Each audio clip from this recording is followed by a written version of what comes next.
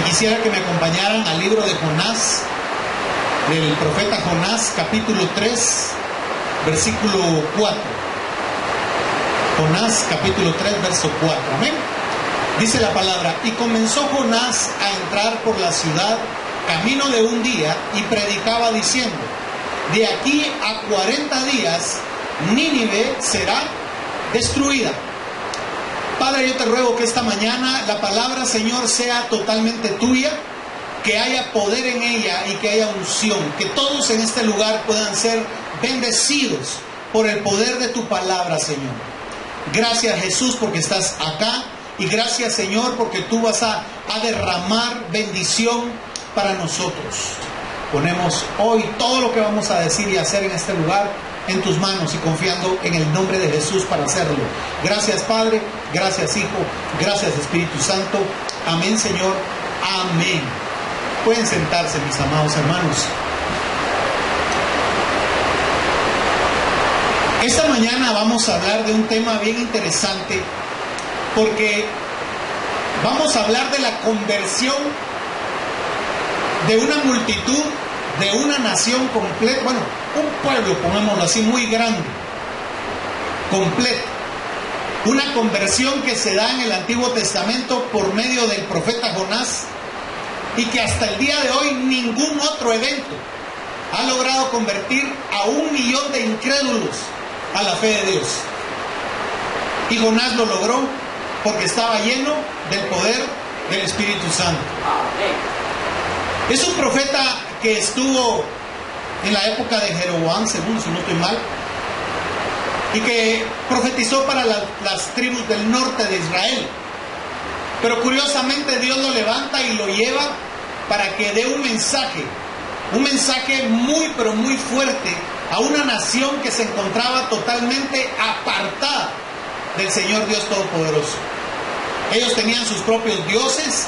Por ejemplo, estaba Dagón, el dios pez, así otros dioses babilonios, pero lo que sobresalía en esa ciudad era un templo a la diosa Ishtar. Y los ninivitas adoraban a la diosa Ishtar, y era una diosa que era la encargada de la vida, de la fertilidad, y que a la vez también tenía el poder sobre el inframundo.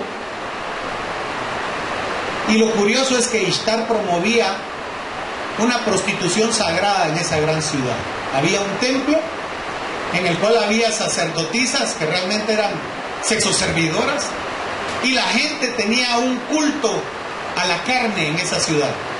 Una ciudad bien grande, hermanos. La palabra de Dios dice que 3 días de camino a pie se necesitaban para atravesarla. Más o menos 100 kilómetros era su perímetro, su diámetro. Era una ciudad muy grande, con grandes edificios, con templos. Y si lo tomamos en consideración, esa región de Irak, porque esta ciudad de Nínive estaba ubicada donde actualmente está la ciudad de Mosul en Irak. Y si tomamos en consideración que ahí, en esa región, fue donde todo inició, hermanos, porque en esa región estaba el jardín del Edén. No ahí exactamente, pero muy cerca. También en esa región estaba Ur de los Caldeos, más al sur, donde todos sabemos que sale Abraham. En esa región fue en donde el Señor tuvo que detener al hombre cuando construyó una gran torre, Babel. Y ahí en ese lugar han ocurrido cosas muy pero muy importantes de la historia. Y esta ciudad tenía a esa cantidad de gente, más de 1 millón de personas, que ya hablar de 1 millón de personas en esa época era hablar de un asentamiento realmente grande. Los avances en la tecnología, los avances en la matemática, en la contabilidad, el concepto de comercio y todo lo que ellos manejaban era realmente avanzado. Es como que hoy Dios le dijera a cualquiera de nosotros que vaya a la ciudad de Manhattan y que les predique que va a haber una destrucción en 40 días, y que la gente de ese lugar, toda la gente de la isla de Manhattan, hicieran un ayuno de 3 días y se convirtieran a la fe de Dios. Si lo pensamos, hermanos amados, eso es imposible que ocurra. Es imposible que una nación completa se convierta de un solo al oír 5 palabras. La conversión multitudinaria más grande solo necesitó 5 palabras. Yo las apunté, yo no sé hablar hebreo o arameo, pero voy a tratar de leerlas. O Arbaín, Yom, Webnideh, Nepak, Et. Esas palabras fueron las que dijo Jonás. Y con solo esas palabras, desde el rey hasta el más pequeño de los súbditos, cambiaron su vida. Gente consagrada a la maldad, porque era un pueblo sanguinario y cruel. Ellos querían ser grandes, y para poder serlo tenían que aterrorizar. Y llama mi atención que ya el terrorismo estaba enraizado en esa zona ya desde esa época. Porque cuando ellos llegaban a asolar o a tomar alguna ciudad, tomaban a los habitantes y los desollaban. Hacían unas cosas aberrantes. Y estaban, como les digo, consagrados a deidades diabólicas. Esa diosa Ishtar es comparada con un montón de diosas de la historia y de las diferentes culturas, griega, romana. Pero lo que llama la atención es que Ishtar es la reina del cielo para ellos. Es una deidad que transmite una maternidad hacia una nación. Y la consideraban la reina del cielo. También los egipcios tenían su reina del cielo. Los antiguos babilonios tenían también. Y si ustedes notan cómo viene este hombre a hablarle a una nación de un tema de destrucción, de verdad, si Dios nos comisionara algo como lo que comisionó a Jonás, estoy seguro que hacemos lo mismo que hizo Jonás. Dice la Biblia que Jonás quiso irse para el otro lado. Dios lo mandó para acá y él se fue para allá. Agarró un barco y se fue. Dijo, no, dijo, no, yo no voy, dijo, y agarró un barco y se fue. ¿Usted conoce la historia? Fajope, ahí se embarca, luego hay una gran tempestad, todos conocemos esa historia, ¿verdad? Hay una tempestad y los del barco dicen, ¿qué hacemos? Y empezaron a pedir a sus diferentes dioses y nada, se componía, cada vez iba de mal en peor. Y entonces Jonás estaba dormido en el sótano del barco. O sea, fue descendiendo. Mire, cuando un siervo de Dios no hace lo que Dios le mandó a hacer, empieza un camino de descenso. Cuando nosotros no hacemos caso a la voz del Espíritu, seguramente vamos a empezar a descender, como Jonás. ¿Y sabe que el nombre de Jonás significa paloma? Y la gente oyó a Jesús decir, esta generación perversa pide señal y no se les dará señal, sino únicamente la señal de la paloma, la señal de Jonás. Pero si usted se recuerda, cuando Cristo es bautizado y sale del agua, ¿qué fue lo que bajó en forma de paloma sobre él? El Espíritu Santo. Jonás iba a tipificar al Espíritu Santo con su vida, pero él no entendió el plan de Dios, porque Dios, cuando nos dice hacer algo, no nos da un mapa, ni nos da señas, ni nos da orientación. Nos dice, ve y haz lo que te estoy mandando. Y él toma camino y se va, pues, huyendo. Lo tiran, entonces ya desciende del sótano del barco, ahora desciende a las profundidades del mar. Y no querían tirarlo, porque tenían tal miedo de esa tormenta. Mira, no era una tormenta cualquiera, era una tormenta espiritual y física la que estaba ocurriendo en el mar. Ellos sabían que ese mar no se embravecía de esa manera, pero esa bravura del océano no era normal. Y ellos tuvieron miedo, dijeron, nos vamos a morir todos. Y Jonás dijo, no hombre, tírenme al agua, dijo, y ahí todo se compone. Ah, no. Y no existe servicio al Dios que provocó la tormenta, se enoja con nosotros por tirarte al agua y nos va a destruir de todos modos. Pero él dijo, no, tírenme. Porque, como dice el himno, antes muerto que a Nínive irás. Entonces se tiró al agua y se fue al fondo. Lo que no tenía en consideración Jonás es que estaba huyendo de Dios. Y dice que él preparó un gran pez. La gente dice la ballena, ¿va? Incluso en la escuela dominical uno dice, y la ballena Chupluc se lo tragó. Pero hermanos, era un gran pez. La Biblia no dice que fuera ballena. Porque hay una curiosidad aquí en esto. El animal lo fue a dejar en la ribera del río Éufrates.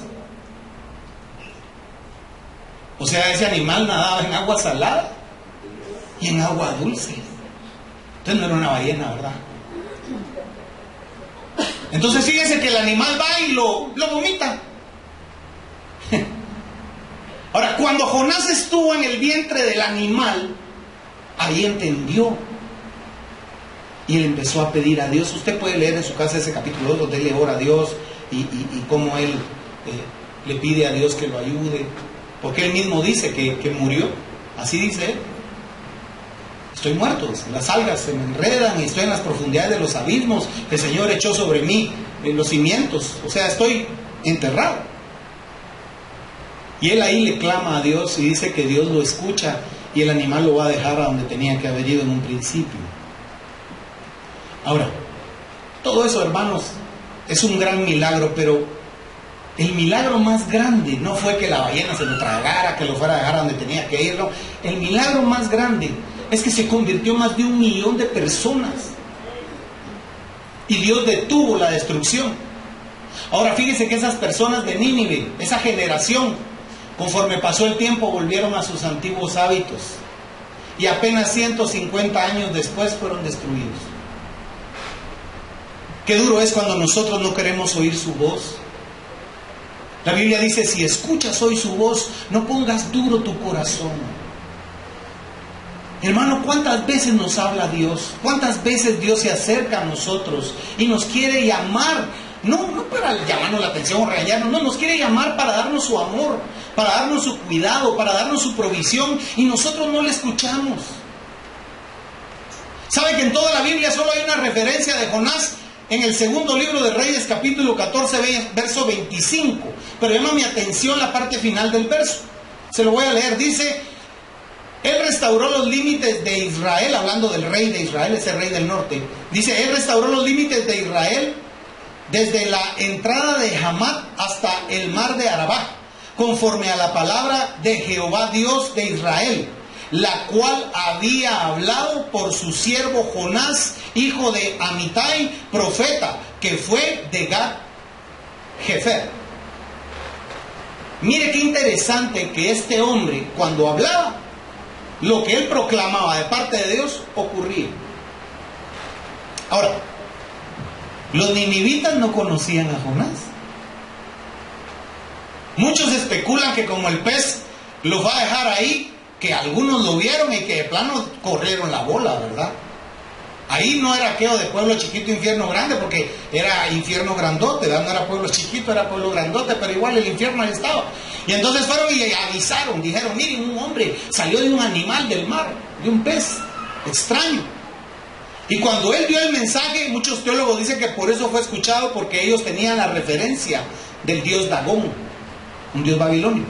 Ahora, lo interesante es esto. ¿Cuál fue el mensaje? No fue un mensaje de vida, fue un mensaje de destrucción y muerte para todos. Ya notó que Jesús vino y durante 3 años, no 3 días, durante 3 años y medio, habló un mensaje de amor y lo mataron en una cruz. Y los ninivitas oyen un mensaje de condenación y se convierten. No sé si de aquí sacaron el argumento los evangelistas para estar predicando del infierno, para asustar a la gente con el infierno. Mire, hermano, usted se asombraría de ver cuántos cristianos dan ofrendas o dan diezmos porque tienen miedo a quedarse sin dinero. No porque amen a Dios o porque quieran agradar a Dios con su actitud de obediencia, sino porque tienen miedo. ¿Cuántos vienen a la iglesia porque les da miedo la condenación o les da miedo el infierno? Hermano, no venga a Dios por las razones equivocadas. Venga a Dios porque Dios le da amor.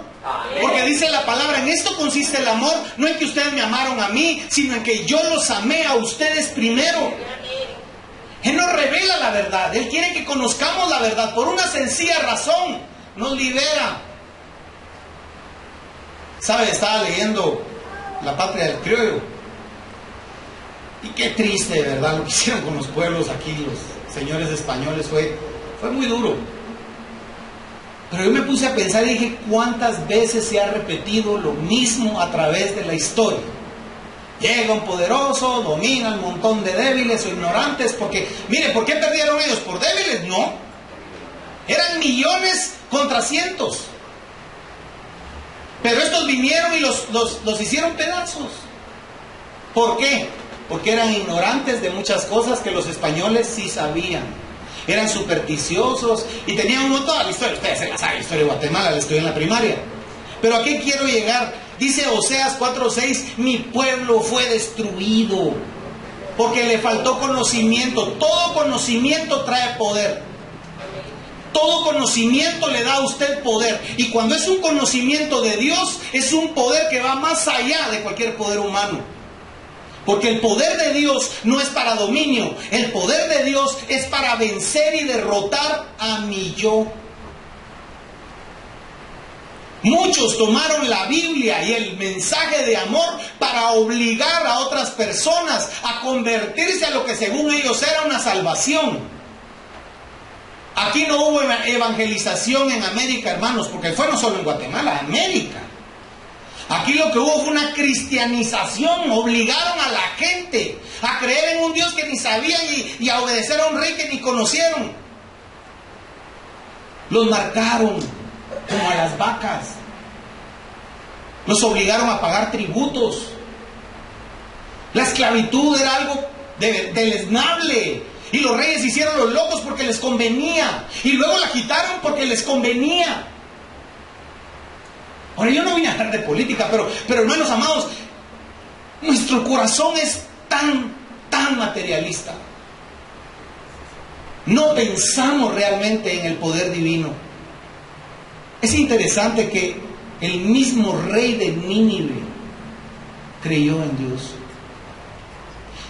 ¿Sabe? Dios es un Dios de segundas oportunidades. Yo quisiera que me acompañara ahí en Jonás capítulo 3. Vamos a los versículos del 1 al 4. Mire cómo dice la palabra. Vino palabra de Jehová por segunda vez a Jonás, diciendo: levántate, ve a Nínive, aquella gran ciudad, y proclama en ella el mensaje que yo te daré. Y se levantó Jonás y fue a Nínive conforme a la palabra de Jehová. Y era Nínive ciudad grande en extremo, de 3 días de camino.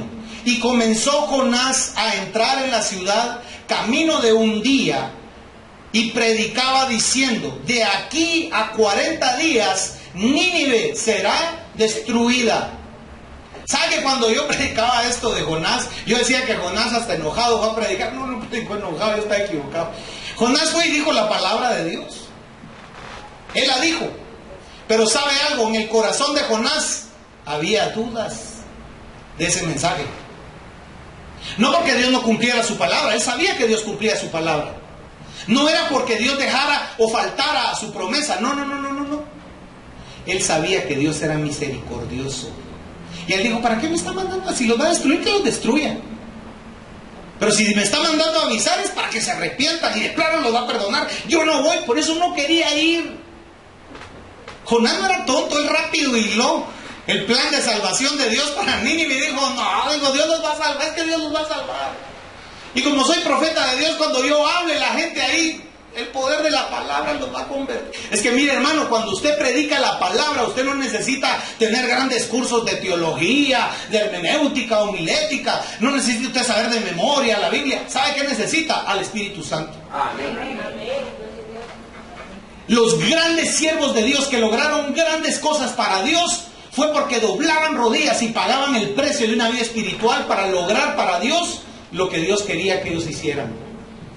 Grandes movimientos. ¿Sabe que Spurgeon, cuando predicaba en un gran templo que hicieron para 10,000 personas, era de madera? ¿Sabe usted que el primer día que Spurgeon predicó en ese templo, él le había pedido a Dios, él tenía sus reservas? Y lo curioso era que Spurgeon era muy joven. Era más joven que yo, imagínese. Era bien joven. Y predicaba de una forma en que la gente no había escuchado prédicas como él las exponía. Entonces era una novedad Spurgeon.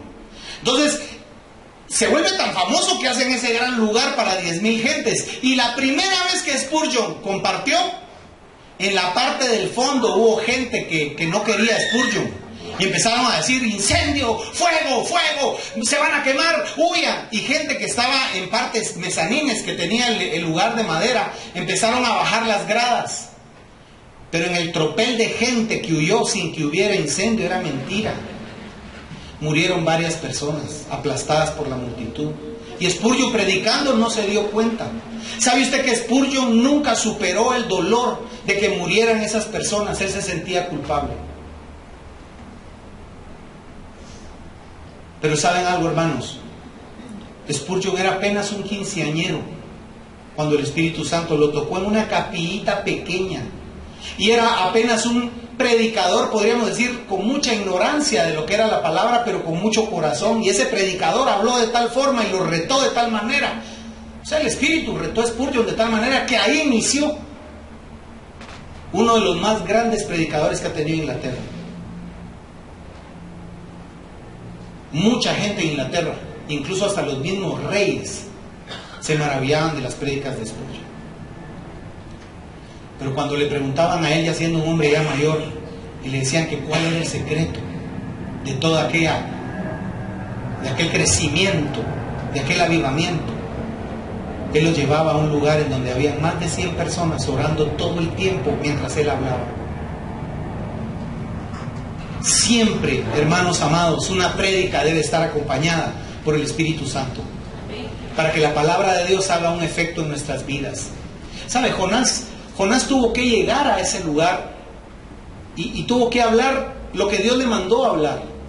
Note que Dios no acomodó el mensaje para caerle bien a los ninivitas, ni acomodó el mensaje para agradar a Jonás. Dios dio el mensaje. De aquí a 40 días todos se mueren. Lo increíble fue que ayunaron hasta los animales, hermano. Y todos se vistieron de ropas ásperas, se echaron ceniza y se humillaron, porque era una humillación. Todo el país se humilló. Se humillaron. La cuarta ciudad más grande del mundo se humilló completa ante Jehová, el Dios de Israel. Porque cuando Dios está tratando con un pueblo, Dios hace cosas como estas. Varias veces he comentado últimamente de un testimonio donde un hombre africano con su esposa subieron a hablarle a una multitud de gente que estaba burlándose, gritándole a los evangelistas, tirando botellas, maldiciendo. Era un ambiente realmente hostil donde se estaba dando este evento, porque invitaron a un montón de inconversos y gente que era de los vicios y de la calle, y llenaron el lugar, pero para burlarse, para interrumpir, para hacer todo horrible. Y este hombre africano con su esposa estaban ahí como invitados de los pastores. Ellos no llegaron a hablar, ellos solo llegaron como invitados al evento. Pero el pastor, en su bochorno, en su desesperación, en ya no saber qué hacer, digo: voy a pedir a los hermanos fulanos que pasen aquí, que den una palabra. Y mandó a que este hombre subiera, un keniano. Y ese africano se paró y su esposa atrás de él con la Biblia, y él empezó a hablar en lenguas así calladito. Y él se paró y agarró la Biblia y empezó a decir un salmo. Yo se lo prediqué el otro día: levántese Jehová y sean esparcidos sus enemigos. Solo eso repitió una y otra vez. Él no predicó, él solo dijo: levántese Jehová y sean esparcidos sus enemigos. Pero toda esa multitud que estaba enardecida contra el evangelio pasaron al frente llorando, arrepentidos, y convirtieron su vida a Jesucristo. Porque un hombre dijo la palabra. Hermano, mire, la palabra de Dios es tan grande que cuando usted entiende que usted solo es un vehículo de ella, cuando usted comprende que es el poder de Dios el que va a ir en cada palabra, dice Isaías: nunca regresa vacía, siempre va y cumple el propósito de Dios por el cual la envió. Dios va a enviar su palabra y dice: nos va a sanar. Dios va a enviar su palabra y dice: nos va a restaurar, porque ese es el poder más grande de Dios, la palabra de Él. Amén. Todo cuanto vemos, todo cuanto tocamos y aún lo que ignoramos fue creado por la palabra de Dios. Qué difícil es hoy para nosotros creerle a Dios Y qué increíble que un pueblo hundido en depravaciones sexuales, en violencia, en odio, en un montón de pecados que son innombrables. Qué increíble que esa gente sí cambió. Curioso, porque cuando Cristo predicó, las prostitutas, los cobradores de impuestos, los ladrones, los maleantes, ellos iban al mensaje de Jesús.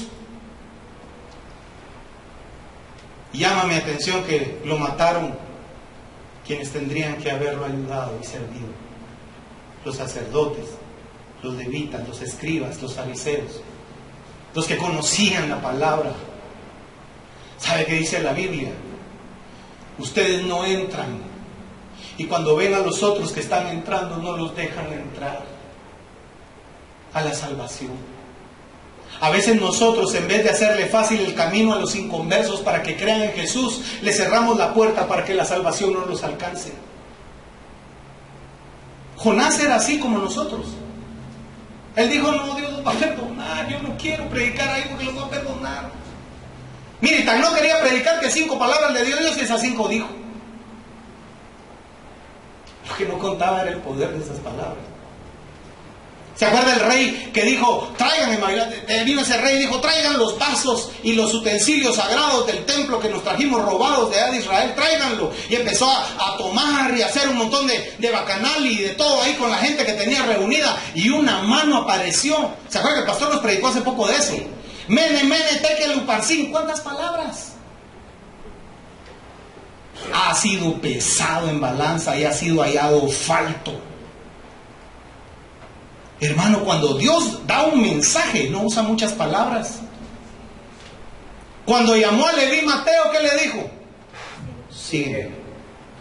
Una palabra. Cuando el leproso le dijo: Señor, si quieres puedes sanarme, puedes limpiarme. Quiero. Fíjese que no usó la palabra sano, sino quiero, le dijo. Una palabra. ¿Cuántas palabras usa usted para convencer a su esposa cuando esté enojada con usted? ¿Cuántas palabras usa usted para que su hijo deje de andar en la calle en altas horas de la noche consumiendo cosas que lo ponen tonto? ¿Y lo oye o no lo oye? Y por más que usted argumente, dice: mi hijo, el tiempo está peligroso, mira que Guatemala es el país más peligroso del mundo, y puchica, uno hasta pone póster de mareros en la sala para que el otro haga conciencia que es peligrosa la calle. Pero, hermano amado, ¿se ha fijado que no convencemos a nadie? Y cuando le hablamos de Jesús a alguien, si es que le hablamos de Jesús a alguien, ¿nuestras palabras realmente tocan su corazón? ¿Qué es lo que nos falta? Es simple: hablar con Dios todos los días. Amén. Estar con Jesús siempre. Hermano, Jesús no es Jesús de domingo. Jesús no es Jesús de ahí cuando pueda. Ay, perdona que no ore mucho hoy, Señor, pero es que tú sabes que hoy tengo el negocio y perdona, me voy, amén. Jesús de verdad es de tomarlo bien en serio. Es de decir: Señor, de verdad hoy te necesito.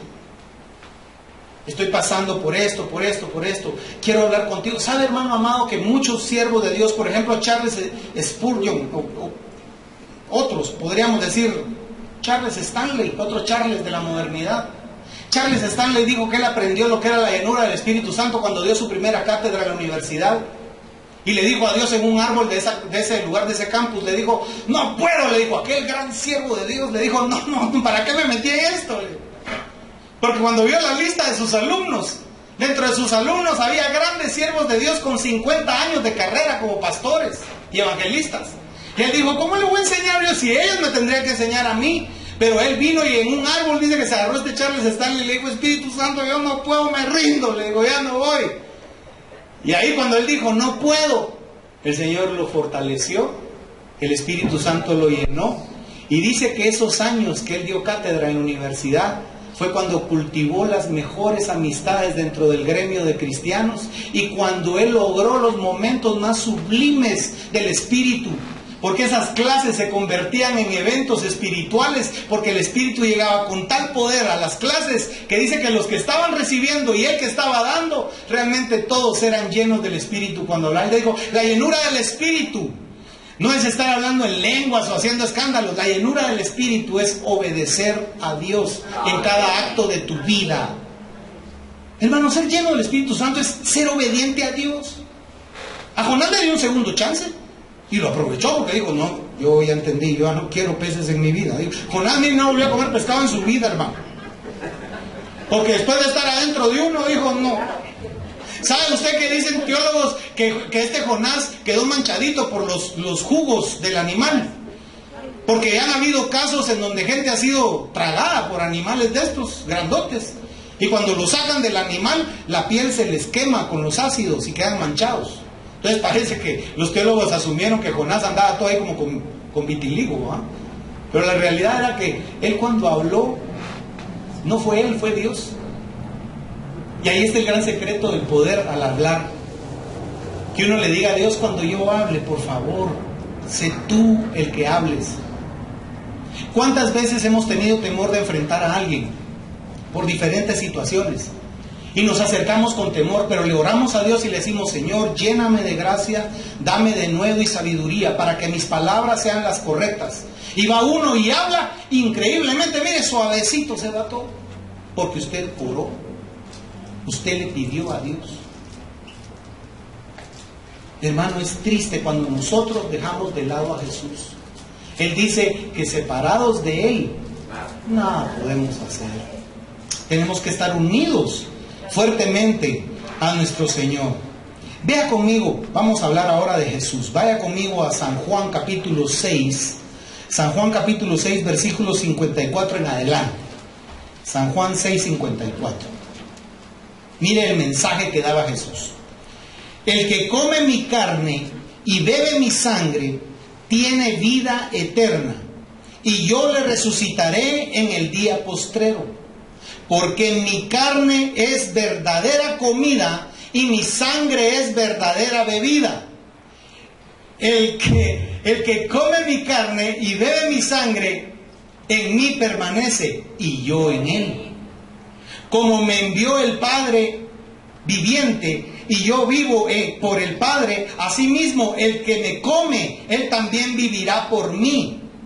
Este es el pan que descendió del cielo, no como vuestros padres comieron el maná y murieron. El que come de este pan vivirá eternamente. Estas cosas dijo en la sinagoga enseñando en Capernaum. Al oírlas, muchos de sus discípulos dijeron, dura es esta palabra, ¿quién la puede oír? Sabiendo Jesús en sí mismo que sus discípulos murmuraban de esto, les dijo, ¿esto os ofende? Pues qué si vierais al Hijo del Hombre subir a donde estaba primero. El Espíritu es el que da vida. Mire aquí, este es punto importante. Verso 63. El Espíritu es el que da vida. La carne para nada aprovecha. Las palabras que yo os he hablado son espíritu y son vida.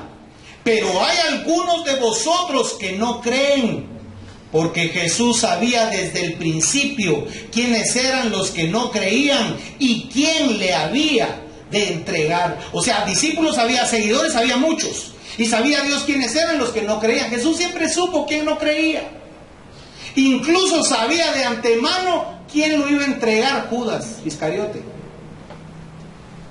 Y no lo dejó de amar, y no lo dejó de guiar, no dejó de bendecirlo. Un hermano que está por aquí sentado puso algo ahí de que Judas tuvo el mejor pastor, el mejor maestro, el mejor ejemplo, y aún así, ¿verdad? Pero ¿a qué quiero llegar yo? Cuando Dios habla y dice, me tienen que comer y se tienen que tomar mi sangre, la gente lo tomó literal, hermano. Y piensan que hay que comerse a Jesús y tomarse la sangre de Jesús. Incluso la iglesia creó ahí, a raíz de eso, la doctrina de la transubstanciación. Porque había en cada misa que comerse y tomarse la sangre del Señor para tener vida eterna. Todos sabemos que Cristo, cuando muere en la cruz y resucita, todo aquel que cree en Él es como que se lo comiera y se alimentara de Jesús. La palabra de Dios es el pan de todos los días para nosotros, hermanos. Ojalá que nunca salgamos de nuestra casa sin comer bien de la palabra de Dios. La sangre de Cristo es la unción del Espíritu que viene sobre todos los que creemos en Jesús. El Espíritu trae esa cobertura que da la sangre perdonadora de Jesús. A lo que se refiere es a la misericordia y perdón de Jesús. Eso es lo que hay que entender. No es porque me coma algo o me beba algo físicamente que voy a ser salvo. No, es porque comprendo lo que Jesús vino a hacer y quién es Jesús para mí. ¿Sabe qué decía Pablo? Yo sé en quién he creído. La pregunta es, ¿sabe usted en quién ha creído? Amén. Gloria a Dios, si es así. Porque entonces quiere decir que cuando usted escucha este tipo de mensaje a usted no le pesa, no le duele. Pero Jesús incluso en una ocasión les dijo, les ofende, ¿se quieren ir? Le dijo a los 12, váyanse. Cualquiera, un consejero, un asesor de esos como los que hay ahora aquí en Guatemala, le hubiera dicho, no señor, políticamente no te conviene, señor, porque ¿cuánto tiempo van? Años, 7 meses, ¿cuánto te queda? Fíjate, entonces aquí a qué horas entrenamos a otros 12. Ahora te aguantate. Si un asesor le hubiera dicho así a Jesús, ¿no? Pero Jesús vino y como no tenía asesores, él era su propio asesor. Bueno, él tenía el Espíritu Santo, ¿verdad? Que lo guiaba. Pero él les dijo, ¿se quieren ir? ¿No les gusta? Váyanse.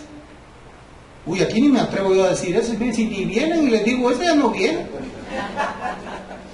Pero fíjense que Jesús, ¿se quieren ir? Váyanse, yo los necesito. Ustedes me necesitan a mí. Yo a ustedes no. Qué difícil es para nosotros entender que Dios es el que manda, no nosotros. A veces nos han predicado un evangelio en donde uno puede manipular la voluntad divina. Ese evangelio es mentiroso y está apartado de la verdad de la Biblia. Quien le enseña a usted que usted con versículos y con ciertos actos de fe, usted va a obligar a Dios a hacer lo que usted quiere. Dios no hace lo que yo quiero, no. Yo hago lo que Dios quiere. Así funciona. Es que así funciona. Yo puedo suplicarle, el otro día predicaba de eso, yo puedo suplicarle a Dios y Él en su infinita misericordia y amor puede concederme mi súplica, pero que yo le ordene a Dios qué hacer. ¿De dónde sacamos eso, hermanos? Perdón, pero no podemos. O gente que dice que va a venir y va a agarrar la palabra, dígale la palabra a Dios y Él tiene que hacer, porque como ahí lo puso Él en la palabra, ya dijo ahora que lo haga. No, hermano, no funciona de esa manera. Nunca con soberbia ni con una actitud mandona vamos a lograr que Dios nos ayude. Porque Dios dice que el que se enaltece será humillado. Pero Dios dice que el que se humilla será enaltecido. Entonces, ¿qué hay que hacer? Nos dice la Biblia, humillados bajo la poderosa mano de Dios. Pero hoy nosotros no queremos la humillación. Hoy queremos nosotros que nos respeten, que nos miren como lo que realmente somos y valemos. Andamos por ahí, pasamos y queremos que todo el mundo diga, wow, ahí va el hermano, bye. Cuando yo miro actitudes en otros consiervos que andan cuidadito, ¿verdad? A mí me dijo un día mi amigo, es mi amigo, pero aquel tiene así su estilo, ¿verdad? Entonces me dice, te voy a dar una revelación, me dijo, que Dios me dio, pero ojo, no van a andar diciendo, porque estas son revelaciones muy exclusivas, para cierto nivel, porque estas no se las puedo dar a cualquiera, porque es muy elevado. No, ni me la des, le dije, no tengas pena, le dije, yo soy muy pachito para esas cosas, le dije, entonces mejor ni desperdicies tu revelación. Y se me queda viendo, y le digo, decime la vez. Pero hermano, ¿de dónde sacamos que nosotros somos como que, puchica, ya solo falta que yo huele aquí, el cuarto de la Trinidad, de la cuarteta del cielo? No, hermano. Dios hay solo uno. Amén. Jesús hay solo uno. Amén. Y a Él le damos la gloria, a Él le damos la honra, a Él le damos la exaltación. Aunque aquí en este mensaje de Jonás no hable de salvación, los ninivitas pensaron, fíjense, usaron la lógica, que era gente lógica. Como le hablaba al principio, los ninivitas tenían muy claros los conceptos de lógica, de matemáticas, de física, de cualquier cosa. Eran muy avanzados. Y ellos dijeron, pero si nos va a destruir, ¿para qué nos avisó? Y todavía nos da 40 días. Porque si ellos le echan 40 horas van a morir, infelices ninivitas. Solo vine para que sufran de saber que se mueren dentro de 40 horas. No, les dijo 40 días. Y todos ayunaron porque dijeron, tal vez Dios se arrepiente Y hay mucha gente, fíjese que gente que le anda buscando esquinas a la Biblia, gente que dice, bueno, no dice la Biblia que Dios no es hombre para mentir, ni hijo de hombre para mentir, que Él ha dicho y Él hará y que Él no se arrepiente, y ahí dice que se arrepintió, entonces la Biblia se contradice. Los ateos, ¿verdad? Con sus argumentos. Dios no se contradijo porque sí se destruyó. Pero Él dice también ahí en la Biblia, yo tendré misericordia de quien yo quiera tener misericordia. ¿Y qué? ¿Y además quién le va a reclamar a Dios?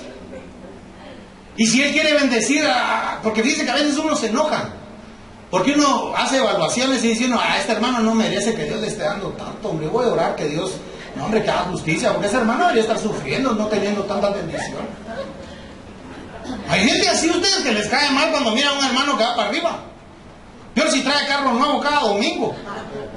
Lo que no saben es que el hermano tiene predio, ahí lo tiene que estar enseñando para poderlo vender, ¿va? Pero lo ven entrar encarrado. Tenía mi cuate, fíjese que tenía predio del carro de su papá. Y me dijo, fíjate que cuando me cantiñaban las chavas, me dijo, iba en un carro diferente cada día, me dijo, se quedaban asustados. Estaban los carros del predio de su papá, ¿va? Estaban a la venta. Pero a lo que voy es que, hermano amado, de verdad, hombre, cambiemos nuestra actitud, no seamos duros como los judíos. Mejor ser creyentes como los ninivitas. Los ninivitas creyeron. Esa generación creyó. Lástima que no le transmitieron esa fe a las siguientes generaciones. Acá hay otro gran mensaje. Qué triste cuando tú ya entendiste la verdad y no se la transmites a tus generaciones. Es que mira, vos no conocés a mis patojos, vos, yo les empiezo a hablar de que estas cosas y seguro me linchan, vos, pura justicia maya me agarran en la casa.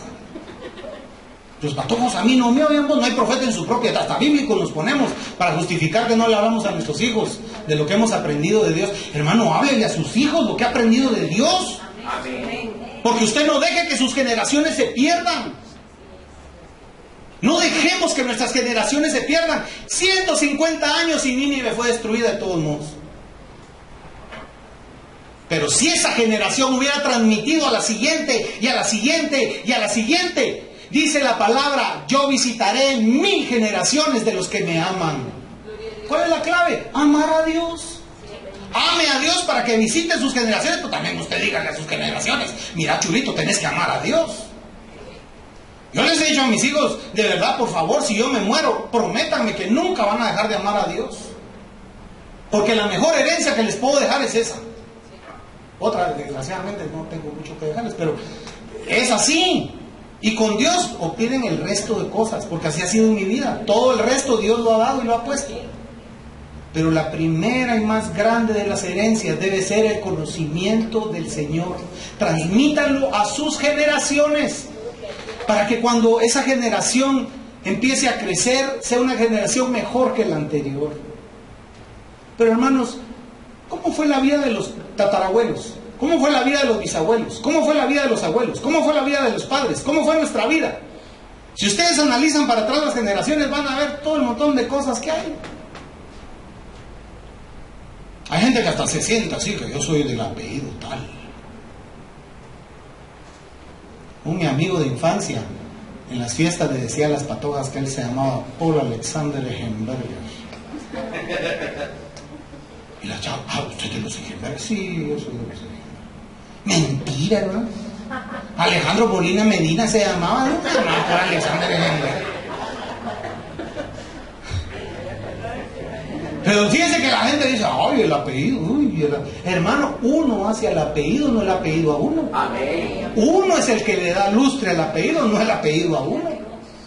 Pero porque uno ha aprendido de sus padres cosas que valgan la pena. Pero nuestras generaciones, ¿cómo crecen, hermanos? ¿Cómo crecen nuestras generaciones? Miren lo que está pasando en Guatemala. Todos sabemos lo que está pasando. En torno de tribunales todo el mundo sabe lo que está pasando. Sabe, hay gente que le da gusto, a otras le da tristeza, a otras le da enojo, a otras le da frustración. Lo que nos debería de dar es reflexión. Porque una de esas personas dijo que ella no quería que se repitiera la historia de otro funcionario que iba a la cárcel con sus hijos y que no se repita porque tengo 2 hombres. Decía, usted sabe de quién está hablando, ¿verdad? Que Dios la ayude, porque yo no tengo nada contra esa persona. Pero ¿por qué nuestras generaciones tienen que crecer viendo una Guatemala así? ¿Sabe? Uno muchas veces dice, es que el gobierno no sirve, es que ese Jimmy no hace nada, es que... Y estamos, va de alegar y va de decir, pero ¿qué hacemos nosotros, hermano? ¿Qué hacemos para cambiar nuestra nación? ¿Qué hacemos para cambiar nuestra iglesia? ¿Cuándo nos vamos a levantar para decir, yo quiero hacer algo por mi iglesia, quiero hacer algo por mi casa, quiero hacer algo por mi nación, quiero hacer algo productivo? ¿Vamos a seguir sentados? ¿Vamos a seguir esperando que sean otros los que arreglen las cosas? ¿O vamos a tomar la posición de hijos de Dios y a entender que cuando hablamos hay poder en las palabras? Amén. ¿Qué va a levantar este ministerio para la gloria de Dios? Las oraciones de todos nosotros, hermanos amados. ¿Cuándo este lugar se va a quedar pequeño para los que van a empezar a venir? Cuando todos los que ya estamos nos comprometamos de corazón a vivir vidas que buscan a Jesucristo a diario. Mire, yo no estoy hablando de que se somate el pecho, que haga esto, que se tire al piso. No, hermano, que usted tenga una comunión con Dios, una relación con Dios. ¿No es eso lo que buscamos aquí cada domingo? Amén. Llegar a conocer la manera de cómo relacionarnos con Dios y saber quién es Él y que me oye cuando yo le hablo. No depender de otro que ore por mí, sino saber que cuando yo hablo con Él, Él me escucha y me ama y me va a dar mucho mejor de lo que yo le pida porque Él me ama. Dios no desprecia, hermanos amados, ni rechaza al que viene con corazón contrito y humillado. Insisto en eso porque, hermanos amados, somos muy orgullosos. Y esta gente dijo, esa palabra es muy dura. ¿Por qué eran orgullosos? No podían creer que Jesús era el Hijo de Dios. No podían. Es lamentable que sigamos nosotros un camino de indiferencia cuando la misma historia nos da la pauta de lo que va a ocurrir si nosotros no cambiamos el rumbo de nuestras vidas. Porque sabes algo, hermano amado y hermana amada, lo que otros no ven de ti, Dios sí lo está mirando. Los pensamientos que tú tienes, Dios los puede conocer y los conoce. ¿Sabe? Jesús dijo, lo que contamina al hombre no es lo que entra por su boca, porque eso va a la letrina. Lo que los contamina es lo que sale de su corazón por la boca. Dice que ahí están los homicidios, los adulterios, todas esas cosas, esa lista tan terrible. Todo eso viene del corazón. Eso es lo que contamina, dijo Jesús. Por eso hay que abrirle el corazón a Cristo, para que entre al corazón y lo limpie, hermanos. Y miren, yo soy el primero que tiene que dejar entrar a Jesús y que me limpie a diario. No puedo decir voy a orar para estar un mes nice con Dios. No, hermano, no se puede hacer una oración de un mes de portarme bien, hombre. No funciona así. Tiene que estar continuamente. Y sabe algo, cuando usted, porque miren, todos nos conocemos, ¿verdad? Ya nos conocemos. Y miren, nuestras esposas nos conocen, hermanos. Bien. ¿O no sabe su señora qué botón apachar para enojarlo? ¿Se acuerdan que le conté una discusión en una pareja? Y ella, fíjese que ella, como era bien inteligente, que las mujeres, hay que aceptarlo, son muy inteligentes. No digo más que los hombres, se van a enojar los hermanos, ya no van a querer venir otro domingo, pero es que de verdad las mujeres son bien inteligentes. Dios les dio ese don de la inteligencia. Entonces esta señora, cada vez que discutía con el esposo, lo dejaba callado. Y el pobre decía, no voy a ganar, decía él, porque siempre le ganaba. Pero un día, fíjese que como que hubo una luz de inteligencia, una neurona que se escapó a saber de dónde. Y entonces cuando la esposa le discutió, él le dijo, ¿sabes una cosa? Le dijo, ¿qué? Le dijo ella, sos vieja, gorda, fea. Ahí ganó, fíjese, ganó la discusión, pero perdió el matrimonio. Ahora, a lo que voy es que fíjese que, hermano amado, mire cómo sabemos qué tecla apachar. Uno sabe. Hijos, ese levantadito de ceja o esa miradita, ustedes la conocen.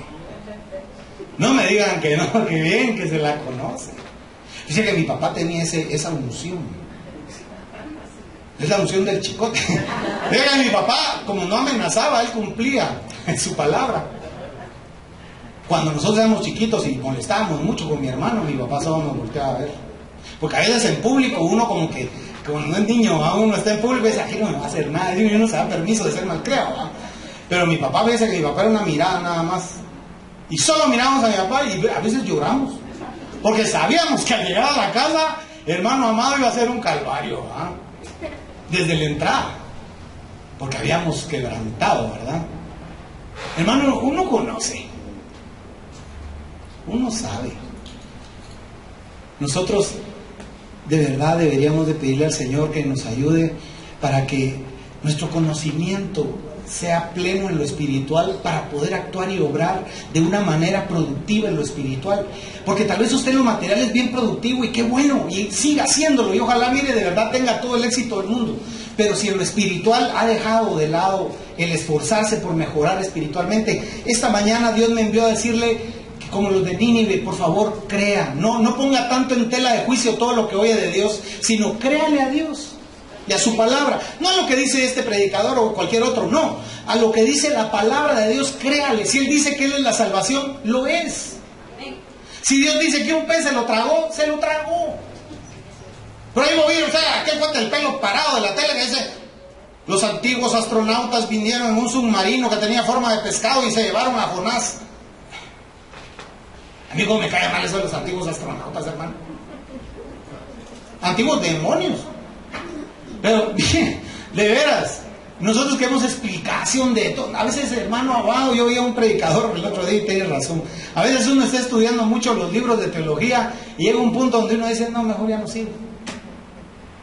Porque empiezan los libros de teología. Posiblemente, quizás, se piensa, tal vez así fue. Consideran algunos que, bien, empiezan a meter dudas. Los libros para estudiar a Dios. Entonces dice uno: ay, no, mejor sigo ignorante, pero le creo a la palabra y no estar conociendo el montón de cosas que al final solo me apartan de la verdad. Amén. Y no con esto le estoy diciendo que uno sea tonto y que a lo primero que uno lee o le diga, no, entiéndame. El Espíritu revela, hermanos. Cuando una palabra viene de Dios, el Espíritu revela.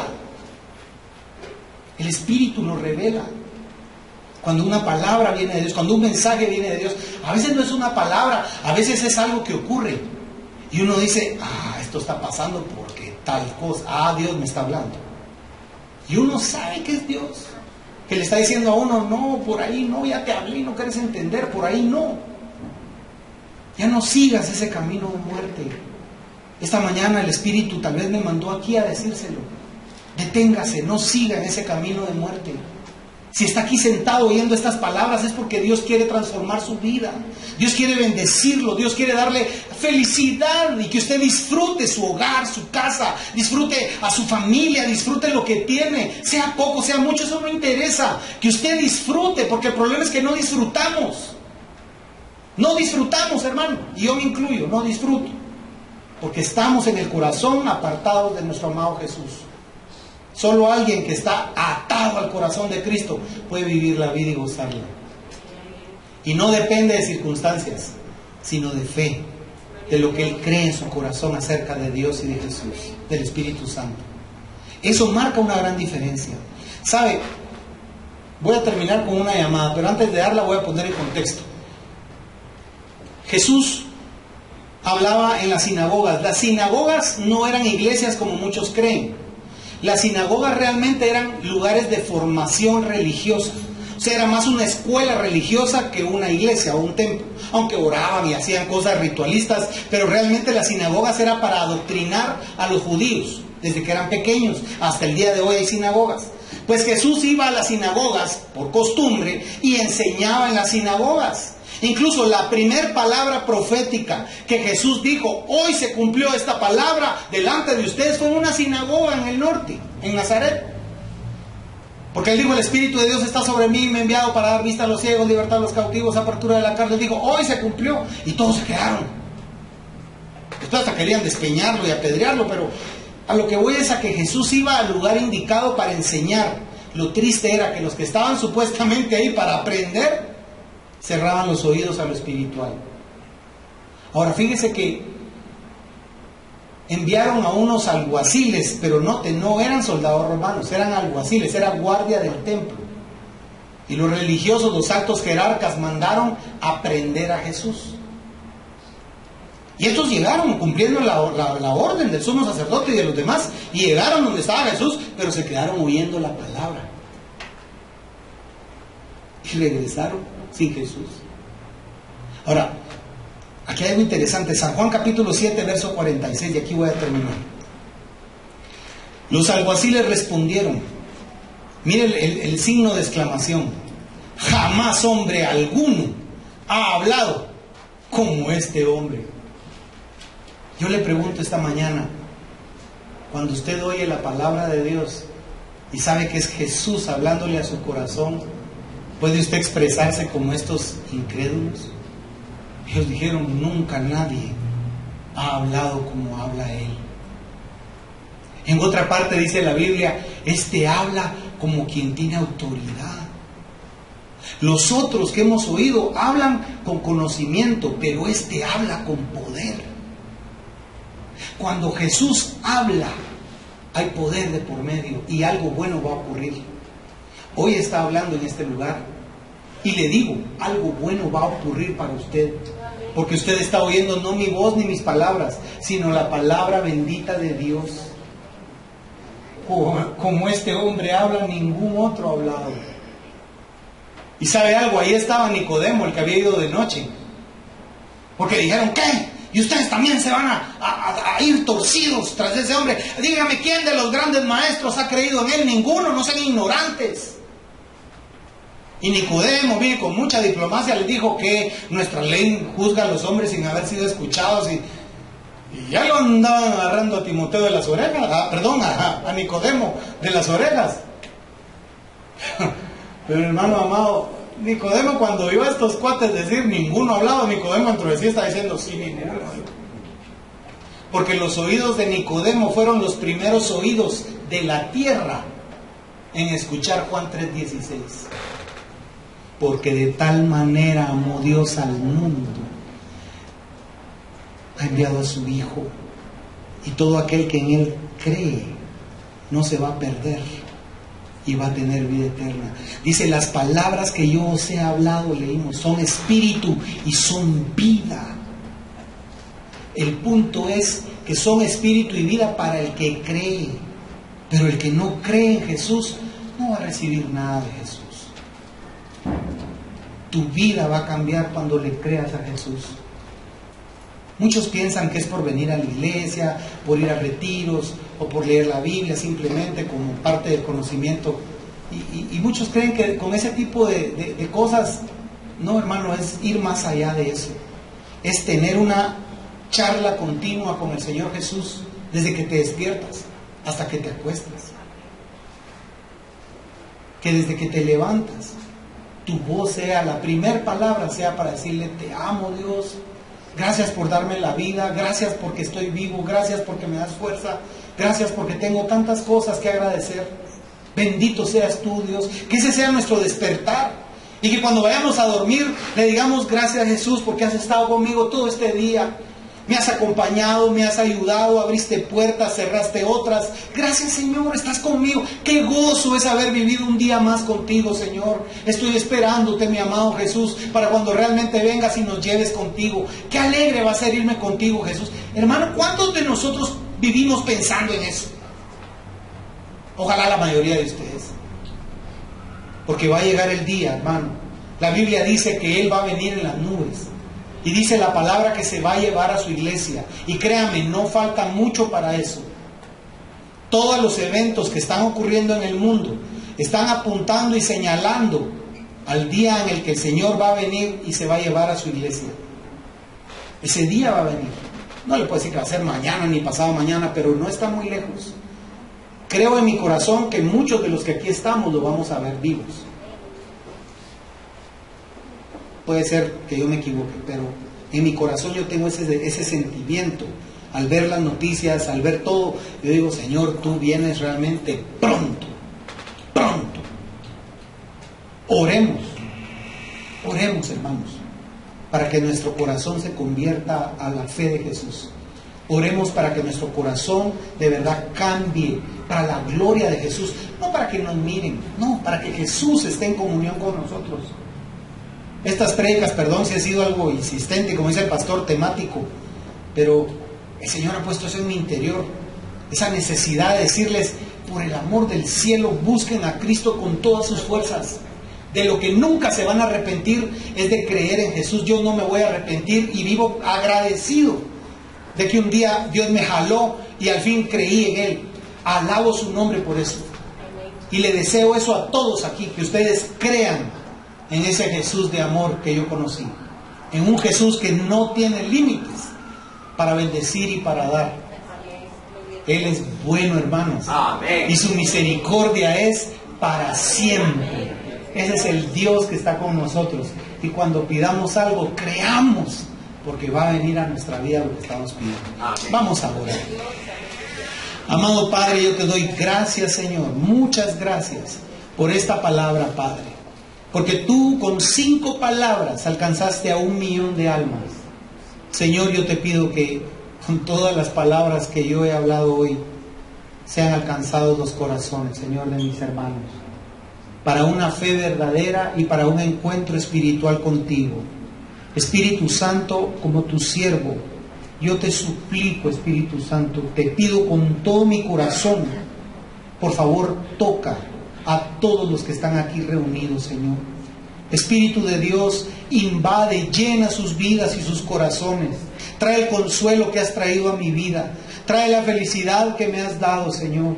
Trae toda esa paz que tú repartes con abundancia y con amor. Señor, yo te pido que todos los que están aquí reunidos, incluido yo, te pido que nosotros florezcamos, Señor, que nosotros seamos árboles con fruto, Padre, del Espíritu en nuestra vida. Dios mío, yo te ruego que tú levantes el ánimo de aquellos que están apocados, que están cansados, que están tristes. Señor, yo te pido que renueves la fe de muchos de los que hoy han venido, Señor.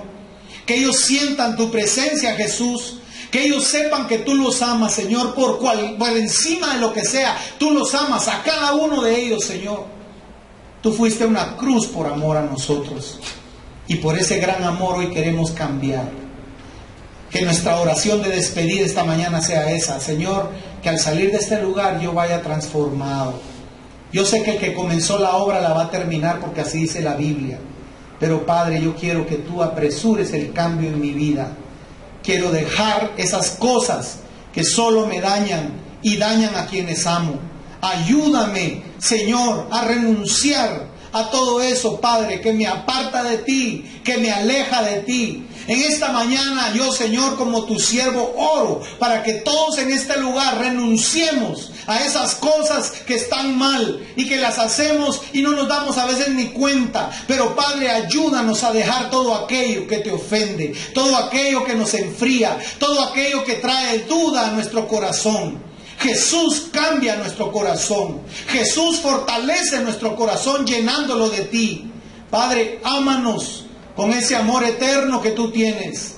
Tócanos con tus manos llenas de misericordia y bendice, Señor, sin medida a todos los que estamos hoy reunidos en tu casa. Oro para que el poder del Padre, del Hijo y del Espíritu Santo traiga salud, traiga prosperidad, traiga bendición, traiga paz a cada uno de mis hermanos. Que esa bendición de lo alto del Padre, del Hijo y del Espíritu Santo sea suficiente para que comprendamos que la vida es hermosa y vale la pena porque te tenemos a ti, Señor. Porque tú caminas en nuestro sendero, porque tú estás ahí, Señor, en la oscuridad, alumbrando con tu palabra. Como dice el Salmo, lámpara a mis pies es tu palabra y lumbrera a mi camino. Señor, por favor, que mis pasos este día sean guiados y que en mí haya una renuncia a aquellas actividades que no te agradan. Jesús, purifícame, por favor, y límpiame. Sana, Señor, te ruego, las llagas en mi alma. Quita de mi corazón, Señor, la oscuridad y permite que la luz disipe toda oscuridad en mi vida y en mis pensamientos. Señor, te alabo y te glorifico.